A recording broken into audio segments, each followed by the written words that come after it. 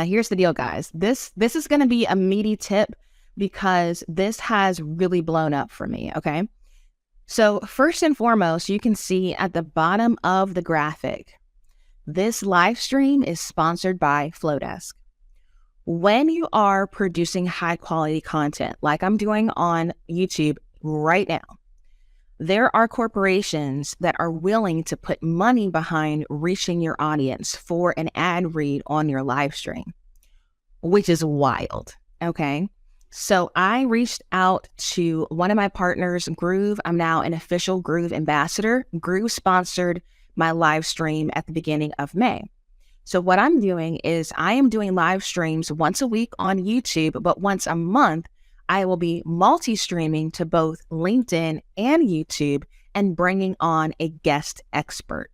What that's allowing me to do is to really get in depth on a topic and to allow my platform to elevate one of my friends that I believe has value to add to my community. So not only is that adding value to my YouTube channel, to my LinkedIn audience, it's also giving my corporate partners an opportunity to put their logo on something. So before I even go live, I've already made money off this live stream on LinkedIn.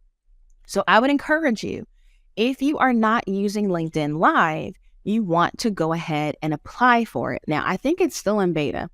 Double check it for me. But the reality is, very few people are utilizing this feature. So on social media, whenever you are an early adopter, you tend to get a lot of reach because there's less competition. Very few people are posting video content on LinkedIn. Very few people are even posting daily on LinkedIn. And so this has been a phenomenal strategy for me to really show the people that I'm connected with, show the value of my network, and show the depth of my expertise because it is live. There's no hiding behind an edit. They're seeing my knowledge played out in real time, and they're seeing me engage with other experts, which really does elevate my reputation on LinkedIn.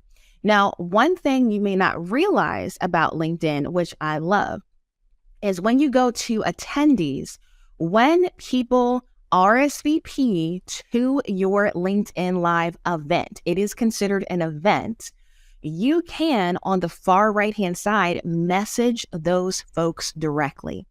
So it's important after your live stream that you go ahead and you message the people who showed up, or at least RSVP. This is still a valid option, even if they don't show up. As long as they RSVP, you get permission to send them a direct message to follow up. And so I love doing that because it gives me an opportunity to either direct them to a free offer, to offer them a discovery call, and it gives me an opportunity to really vet my LinkedIn following. A lot of you guys have connected with people over the years that you really aren't connected with currently, right? You met them at a conference, you met them because of a cohort you were in or a workshop you attended. And so this is a really good way to engage your LinkedIn community and have a one-on-one conversation. Every single social media platform that offers the ability to message the people that follow you have said DMs are how you make the real money. DMs are how you really engage your following. So yes, you want to create content that attracts your target market, but you need to follow up, and LinkedIn actually gives you a very easy way to follow up. So you do not need to have LinkedIn Premium in order to go live. You do need an engaged LinkedIn page. I'll be honest with you, the very first time that I applied for LinkedIn Live, I was denied because my profile was basically stagnant. I wasn't using it for anything because I thought at the time that the only reason why you needed a LinkedIn profile is if you were looking for a job. I've never had a full-time job working for anyone. So I didn't think I needed to be posting. Now I realize the culture on LinkedIn is like the early days of Facebook. And so now I'm engaging more, and I was approved the second time around. So I'll be honest with you, because my page was fairly dead, I wasn't approved the first time around, but I didn't let that stop me. I just started posting more, and then I got in the second time around. So I'm just putting that out there. That has been a really effective strategy for me. And I think it really sets me apart in terms of LinkedIn content creators. So the second tip I want to tell you is again, direct message, but you want to DM with a link to set up a virtual coffee date. Now, here is kind of the difference between just trying to connect with people in the DMs and really kind of forwarding them to your online scheduler. The more that you get commitment from these people, the more likely they are to come out of their pocket and pay for something. So what I do is I have a private link to a virtual coffee date. And to be honest with you, I actually have two of them now. One is for 45 minutes and one is for 15 minutes. I can stomach anybody for 15 minutes, but for some folks, 45 minutes is a whole full-on strategy session, and for that, you should be paying me. So I am way less likely to send that 45 out unless I believe that that person is either going to inspire me when I'm creating content, is going to connect me with people I don't know. Like, I use my discernment from the beginning and decide, okay, is this really like a 15-minute, I just want to go deeper in conversation with you? Or is this a borderline partnership and we really need to like get in the weeds? So from there, I decide which link to send them, but then we connect, and in the DMs, I schedule a coffee date. Attached to this scheduler is a very short form that says, I'd love to be prepared for our coffee date. What would you like to chat about? And that just reinforces, how am I really needing to show up for this call? I get a whole lot of pick my brain sessions. And if somebody, I'm not gonna say tricks me, but if someone puts me in a position where I think I need to send them the 45, and I realize based on how they filled out that form that they really should be paying for a strategy session with me, then I may go in and cancel, send them the 15-minute, or I may just straight up cancel the whole thing and say, hey, I'm sorry, I misunderstood what you needed. You would be better suited for X. I have gotten over the fact that I owe people my time, even if they schedule themselves, because there are so many miscommunications that happen on the internet, and you have got to be protective of your time. So if you send your link out, and then once they fill out that form, you realize like, oh, dang, like they really should be a customer. This isn't just a like, let's network, let's kiki, then feel free to pivot. Do not get stuck in your initial assessment if it's incorrect. So that's just something that I just had to learn the hard way.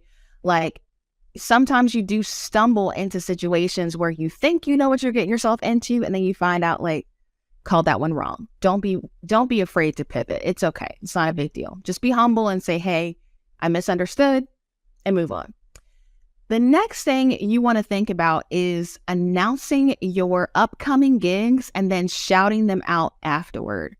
And so I'm going to show you an example of that. I had an opportunity to go to Graceful Gathering. And at Graceful Gathering, I gave a keynote speech, which typically a keynote gets paid more than a breakout session. A lot of conferences will even use breakout sessions as a way to find potential keynote speakers for the following year.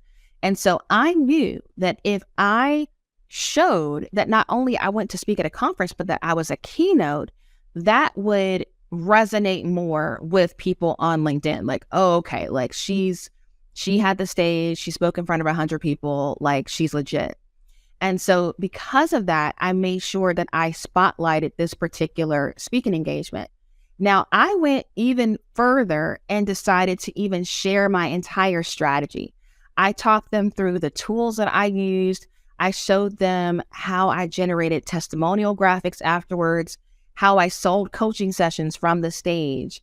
I did all of that, and I tagged my partners, because not only is this post a great opportunity for me to get more speaking engagements, it's a great way for me to get on the radar for my corporate tech partners that I have. So you definitely want to announce where you're speaking, but don't just say, hey, I will be at X talking about X. When it's over, give them the behind the scenes. Say how it went. Say how it benefited your business. Say what you learned from other speakers and tag them. The more people that you can tag in a caption on LinkedIn, the more reach you're going to get. because all those people will be notified about what you did and then they'll come and comment. That's just the culture there. So that is something I started doing, and that was super effective for me. And it was a great way for me to give people a behind the scenes look and kind of show them strategy in real time without being kind of skeezy about it. So I would encourage you, take photos when you go to these speaking engagements. And I will tell you, I stumbled into something really cool with Mary. When Mary spoke, I filmed different clips of Mary Morant speaking on stage. When I spoke, she filmed stuff of me speaking on stage. And before we left the conference, all we did was airdrop the footage and the photos to each other. Like, hey, I got these for you. Feel free to repost, edit, however you like. I just wanted you to have it. Like, you need speaker buddies when you go to these conferences, especially if you are traveling alone. Like, it is next level because your content is going to be so much better if you're not reliant on, being able to hand your phone to somebody or doing selfies all the time. This photo shows, the backdrop of Graceful Gathering. It actually had, it had a second image of me with the conference organizer, and it even showed me in another outfit. I'm not going to lie to you guys. I wore my dress on stage, and as soon as this thing was over, I changed clothes. So I was able to get images of me in 2 different outfits within 2 hours because I bought my change of clothes. And that gives me more content. It looks like I was at this conference for days when I literally was there for half a day just because I changed my clothes. So there's all these little things that you can lock in your mind to say, yes, I have been paid to speak at this event, but this event is going to beget more events if I leverage it properly. If I pour my heart into the people listening, if I support the conference organizers, and if I don't forget to find people to be a speaker buddy and to generate content for them and simply, airdrop the content afterwards. I mean, that is a great way for you to build your network in a very chill, supportive, servant-minded way. So you got to be thinking about how can I serve, not just how can I be served when you go and speak, because these events can set you up for the next quarter, the next year, if you play your cards right. But if you're so focused on what you're saying on stage that you're not thinking about those other things, you're going to find yourself in a freaking rat race, constantly having to tell people, hey, book me to speak at XYZ. If you play it right, you don't need to do that. You can operate with ease and flow because you led with strategy first. And that's what I'm about. I'm not about hustling my face off anymore because I know what works and I know how to be chill about it. And the more chill you are about it, the more at ease you are, the more confident you're going to come across to the people at the event. Everybody else is, running around like a chicken with their head cut off, looking for clickers, testing microphones, looking for water bottles and all that stuff. When you have your ish in order, it sets you apart without you having to say a word. That's how I was able to book $300 coaching sessions for an hour over lunch. Because I wasn't pressed. I knew I was being compensated for being there and being compensated fairly. I knew that I was delivering value from the stage. And so anything else was just icing on top. So that is what I do when I go to speaking engagements. And I don't go often. I'm not going to lie to you. I have a great setup at home. Cost of living is super low here. And so when I can, I'm going to be zooming in. But if I go in person, you better believe I'm getting content, I'm getting connections, I'm doing all of that because it's a huge sacrifice to go in person. So so little of what I'm doing has to do with what's happening on stage. I'm thinking about what am I wearing? What am I saying on coffee breaks and lunch breaks? And did I bring a gift for the speaker organizer? Like I bought Courtney a gift because I was grateful for being there. So often speakers go to these events and they're so focused on themselves, they don't think about how can I care for the speaker organizer? I will probably be more likely to be scheduled for other things she's doing because she knew I showed up, had my stuff in order, and I was thinking about something other than just myself. Again, set you apart without you having to say a word. So just some tips on speaking engagements. Speakers perform so well on LinkedIn. I think the best of any social media platform. I think When speakers talk about what they're doing on LinkedIn, they secure 4, 5, and 6-figure contracts. They're not doing that on Instagram because the corporate partners aren't there, because the C-suite executives are not there. Your CEOs are not, networking on Instagram. They're not chatting on TikTok. And so you've got to go where the money is, but you also have to be cognizant of how you're showing up in those spaces. Speaking of that, you've got to start sharing your testimonials on LinkedIn. Like, you just have to. There's no option at this point. And the reason why you do that is because, again, it establishes credibility and it allows you to name drop in a way that is supportive to that brand. So Elliot hired me to do multiple projects for Jotform. I've done content on my own channel. I've gone on their podcast. I've created 10 videos for a small business playlist on the Jotform YouTube channel. I have created reels on Instagram to help them with feature rollouts. So my relationship with Elliot goes deep, and he is a senior marketing manager at Jotform. So not only did I put Elliot's name, but I put his title, I put his company, and I even asked him for a headshot because I wanted to show like I am connected with this person. This wasn't a one and done. Now, I didn't tell Elliot what to say, but this is what Elliot had to say about our partnership. My company has worked with LaShonda on a variety of UGC projects over the past couple of years. She's always impressed with her quality of content, professionalism, and exemplary attitude.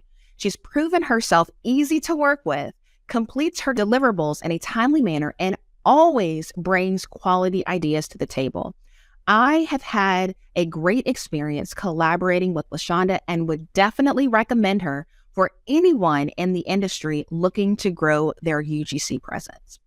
Now, what was awesome about what Elliot submitted is I asked him for a recommendation on LinkedIn, and I copied the recommendation with his approval to create this graphic in Canva. So not only do I have this graphic to post as a regular post, that testimonial is living on my LinkedIn under the recommendation section that a lot of you are not utilizing. So I went in and I hid all of the irrelevant recommendations from back in the day when I was doing web design and social media management and all of that. And I am now restarting my search for recommendations. And as I get recommendations from different companies and people that I want to continue working with, or I want to work with other people in their industry, I'm creating these graphics as content. This is not a quote graphic, and your quote graphics are cute, but they're not generating sales because they aren't your words or words about you. And so you can do that on Instagram to try to boost engagement and get eyeballs over there. But if you are trying to generate sales, your mindset has to shift. You have to start thinking about, what are people saying about me more than what am I saying about myself? And so this graphic reached over 2,500 people on LinkedIn and helped me to easily showcase the work that I did with Jotform by linking to it and also telling people, if you need what Jotform needed, I'm happy to work with you. I have also leveraged this testimonial in proposal slide decks to pitch other people. I literally did that last week. I showed a screenshot of what Jotform hired me to do. At the very top was this recommendation. Utilize LinkedIn to get those high quality testimonials. You can even review the recommendation before you push it out on your profile. So if you think you're going to get something good and somebody comes back with something ratchet or irrelevant, you don't have to post it. But if it is relevant, if it is meaty, if it does establish the fact that you deliver on your promises with their permission, you can repurpose that copy in so many other formats. And this has been huge. I not only did this on LinkedIn, I added a graphic like this with Jess Ekstrom when I talked about being a Canva expert, because I've spoken to her membership community, was it Mic Drop, so that people could see not only do I offer opportunities to teach in a membership, but again, people enjoyed the experience. It's not just about what you're selling, it's about the experience of working with you. So create those testimonial graphics, but truly leverage LinkedIn recommendations to capture those testimonials so they continue to live on your profile long after the job is done. All right, number 5 is those carousel posts. And so I'm going to show you an example of that. This carousel post not only is generating traffic on LinkedIn, it is single-handedly responsible for hundreds of followers on Instagram, and it is the same content, which is insane to me. I took a lot of time to create this design. However, once it was done, it was generating traffic to my affiliate link. It was letting people know how they can work with me or learn from me in 2023. And again, it includes that testimonial with Just Extra. And so when I decided to post this on LinkedIn as well as Instagram, all I needed to do was to export it as a PDF in Canva and upload it as a document. When you guys create your carousels and they don't look like this, it's because you are uploading the slides as images and not as a document. I have a YouTube video about it on my channel. If you struggle with it, and it walks you through step by step how to create those carousel posts to be featured on LinkedIn. And this particular post got almost 700 impressions, but it was liked 30 times. And so the impressions were lower, but the engagement was high. And so that has been a way to contribute to me being booked for more membership community talks from LinkedIn.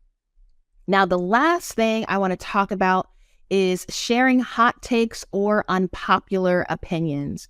And I think so often we try to please people with our content. We try to not rock the boat, but it's rocking the boat and establishing when you have an opinion that's not necessarily popular that makes people really tune in and listen to say, hey, she's bringing something different to the table. Let me see what she has to say about it.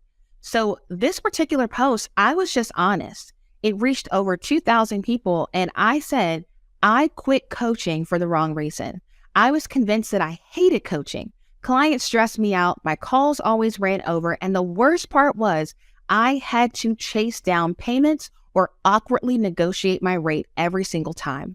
My problem wasn't coaching. It was my lack of clarity, confidence, and investment in systems to enforce my boundaries for me.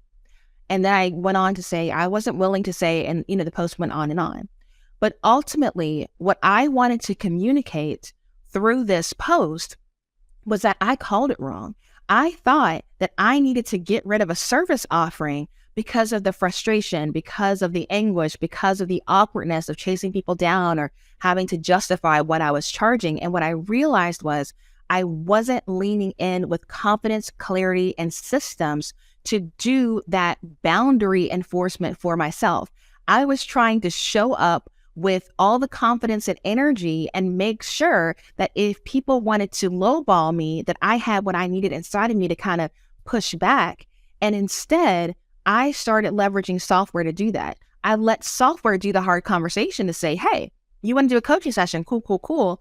But when you book to get on my calendar, in order for you to actually secure that spot on my calendar, you have to pay first. So when I show up to this coaching call, I'm not worried about whether or not I'm going to get paid. I've been paid, thus I'm showing up. And so that post was a little bit spicy. I'll be honest, I went back in and kind of edited it after the fact because it was real at first. And then I had to kind of be a bit more professional. But ultimately, it was a hot take on a common problem that people have of feeling like, I know I can provide value, but I'm hitting a roadblock. And a lot of people, instead of taking the time to refine their systems, they will just get rid of the offering. They'll say, oh, people don't want to buy from me. People don't want to listen to me. And really what it is it's a lack of systems. Your systems should be helping you to sort through your leads. Your systems should be setting you up for success. And so if you find yourself flopping, what may be happening is you're doing too much manually and you don't have the systems in place to help you to scale your operation. And so you're frazzled, you're going back and forth trying to schedule calls, you're going back and forth sending paperwork to make sure you get the questionnaires you need and all this different stuff. When in actuality, you need to slow down, create the systems, and have the confidence to say, I am worth XYZ. Everyone doesn't have to be for me. I'm willing to let someone else serve them if I don't think I can serve them well. And that has led to the point of me booking out coaching sessions in a week and a half, me having to hire someone else to create those systems so I could scale to, 3-part coaching packages because the need was there. So LinkedIn right now, it is the place for professionals to network and to generate real sales. Right now on Instagram, I'm telling you right now, you're not going to be getting high dollar leads from Instagram because people go to Instagram to be entertained and to escape and to connect with friends and family. So if you are about business, if you are about being booked for speaking engagements, getting, executive coaching clients, getting out there and expanding your network and finding people to collaborate and leveraging their followings to expand what you've got going on, you need to be invested in LinkedIn, and you really need to be watching YouTube videos, finding super users. There are people on LinkedIn with over 100,000 followers. I didn't even know that was a thing until recently. So there are people thriving on this platform as if it's the early days of Facebook because the competition is so low. And now is the time for you to be like those folks. So again, on this channel, I really try to test things out and share with you, practically speaking, what's actually working. It's not just theory. Like, I'm literally doing this. And if you follow me on LinkedIn, you will see these strategies played out in real time.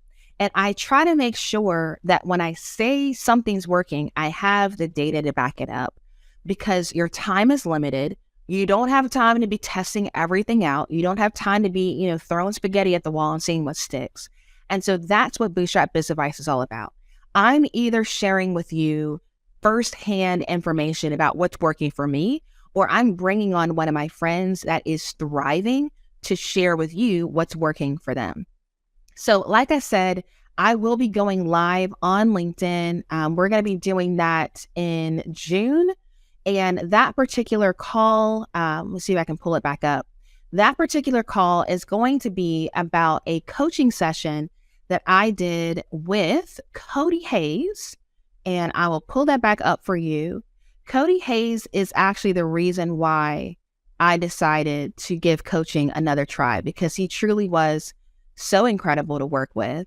And what we're going to do on this call is take a look back and talk about the strategy that we implemented to help him create a YouTube passive income engine to generate sales for his service-based business while he goes back to school to get his master's. So the situation that he was in was he knew that he was serving nonprofits, providing them with marketing help, and it was thriving him trading his time for money, but he knew he was going to have less time if he went back to school. And so he said, okay, well, what I'm doing is technically working now, but I want to scale, I want to reach more people, and I want to, generate money while I'm sleeping. And so YouTube is going to be the way he's going to do that. And so not only is he going to share tips for nonprofits to market themselves online, but I'm going to share specifically about his strategy for building up a YouTube passive income engine. So we are both UGC content creators for Flowdesk. We're also Flowdesk University instructors. And so it was a no-brainer for us to partner with Flowdesk for this live stream. And like I said, the live stream is sponsored by Flowdesk, which will help them reach the audience, not just on LinkedIn, but also on YouTube after the fact. So this is like a home run event. We already have over 30 people registered to watch this live. Even if they don't show up live, they'll be able to watch the replay on LinkedIn, and it's going to be a great time. So if you haven't RSVP'd to this event, you can go over to my profile on LinkedIn. It is pinned under the featured posts so that you can easily click there and say you're attending, and you'll receive notifications to remind you to show up. But Cody is an expert in nonprofit marketing, and he's got tons of free resources that he's set up on his website that are delivered by Flowdesk. And it's just going to be an awesome time of us just pouring in and educating you guys about what's actually working online. So I think it's going to be great. It obviously was a home run for sponsorship, but it's going to be a great home run for attendees as well. And so that's just one more way that you can leverage LinkedIn, use it for generating leads, use it to talk about your coaching without just saying, I offer coaching. I'm bringing on a coaching client to talk about their experience.